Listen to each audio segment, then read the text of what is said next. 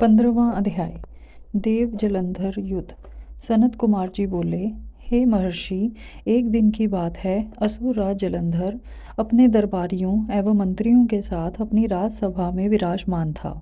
तभी वहाँ असुरों के महान गुरु शुक्राचार्य पधारे।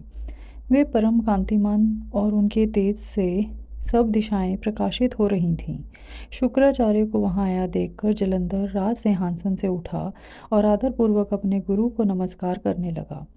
तत्पश्चात उन्हें सुयोग्य दिव्य आसन पर बिठाया। फिर उसने भी अपना आसन ग्रहण किया। अपने गुरु की यथा योग्य सेवा करने के उपरांत जलंधर ने शुक्राचार्य से प्रश्न किया कि गुरु जी, राहु का सिर किसने काटा था? इसके बारे में आप मुझे सविस्तार बताइए। शुक्राचार्य ने अपने शिष्य सागर पुत्र जलंधर के प्रश्न का उत्तर देना आरंभ किया। वे बोले, एक बार देवताओं और असुरों ने मिलकर सागर के गर्भ में छुपे अनमोल रत्नों को निकालने के लिए सागर मंथन करने के विषय में सोचा। इस प्रकार दोनों असुरों व देवताओं में यह तय हुआ कि जो कुछ भी समुद्र मंथन से प्राप्त होगा उसे देवताओं और असुरों में आधा आधा बांट लिया जाएगा। तब दोनों ओर से देवता और असुर प्रसन्नतापूर्वक इस कार्य को पूरा करने में लग गए। समुद्र मंथन में बहुत से बहुमूल्य रत्न आदि प्राप्त हुए, जिसे देवताओं और असुरों ने आपस में बांट लिया। परंतु जब समुद्र मंथन द्वारा अमृत का कलश निकला तो राहु ने देवता का रूप धर कर अमृत पी लिया। यह जानते ही कि राहु ने अमृत पी लिया है, देवताओं के पक्षधर भगवान विष्णु ने राहु का सिर अपने सुदर्शन चक्र से काट दिया। यह सब उन्होंने देवराज इंद्र के बहकावे में आकर किया था। यह सुनते ही जलंधर के नेत्र क्रोध से लाल हो गए। उसने घस्मर नामक राक्षस का स्मरण किया, जो पल भर में ही वहां उपस्थित हो गया। जलंधर ने पूरा वृतांत घस्मर को बताते हुए इंद्र को बंदी बनाकर लाने का आदेश दे दिया। घस्मर जलंधर का वीर और पराक्रमी दूत था। वह आज्ञा पाते ही इंद्रदेव को लाने के लिए वहां से चला गया। देवराज इंद्र की सभा में पहुंचकर जलंधर के दूत ने अपने स्वामी का संदेश इंद्र को सुना दिया। वह बोला कि तुमने मेरे स्वामी जलंधर के पिता समुद्रदेव का मंथन करके उनके सभी रत्नों को ले लिया है।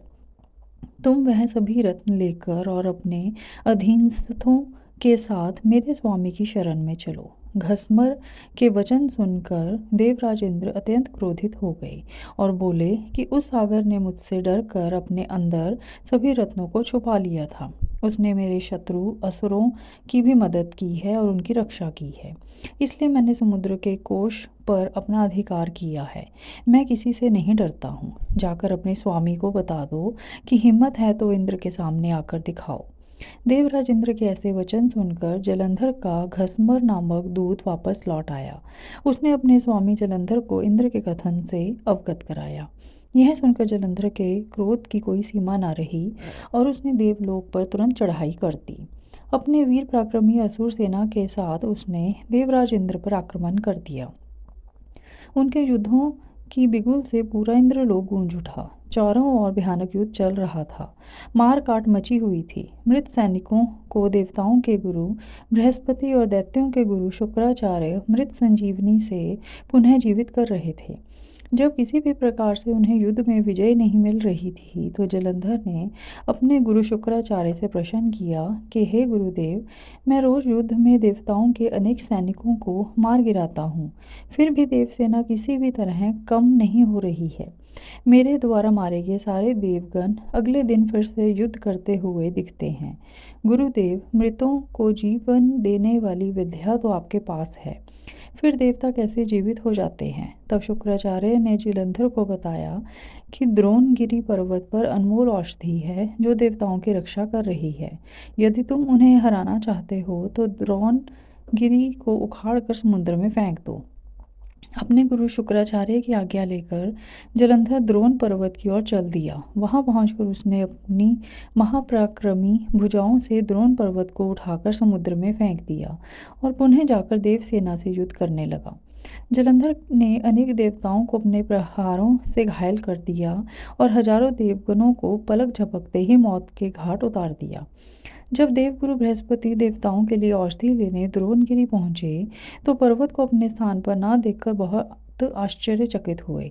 वापस आकर उन्होंने देवराजेंद्र को इस विषय में बताया और आज्ञा दी कि यह युद्ध तुरंत रोक दिया जाए, क्योंकि अब तुम असुरराज जलंधर को नहीं जीत सकोगे। ऐसी स्थिति में प्राणों की रक्षा करना ही बुद्धिमता है।